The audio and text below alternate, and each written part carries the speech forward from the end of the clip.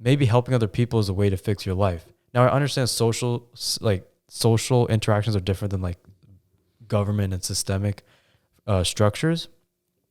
Like I also agree that someone shouldn't try and help their friends if they don't have their own stuff together.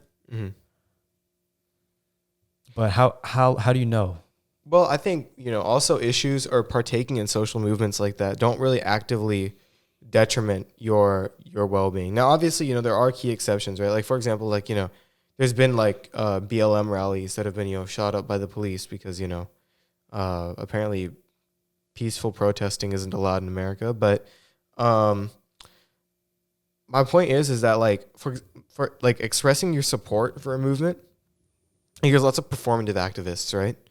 For like BLM, Protect Asian Lives, stuff like that. Those are performative activists who just post on their Instagram stories and move on, right? They don't really do anything to like actually support the movement. Things like that, when it doesn't actively put you in jeopardy, doesn't really require any prerequisites to be met. Prerequisites being how much money you make, how much essentially what your overall security is like. But you're saying if we don't have our own stuff together, we can't even advocate for those stuff. I mean, I don't think it's once again, it's not a black and white thing, right?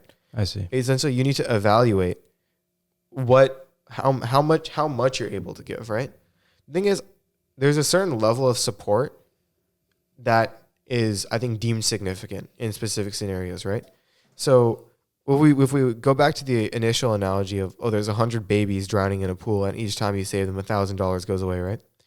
Now, let's modify that scenario to where there's 100 babies drowning in a pool, and each time you save a baby, you're forced to take care of it, right?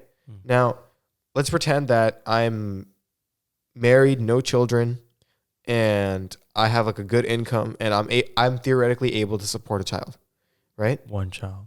Now, if I save one baby, I now have one child under my roof, right? And if I save another one, the resources given to that first child will likely diminish, and because I'll have to split it with the second child, then so on with third, fourth, fifth, right? Now, there's going to be a threshold, which is probably going to be like by the fifth or sixth child, my income isn't going to be able to support them. I'm not going to be able to pay for college.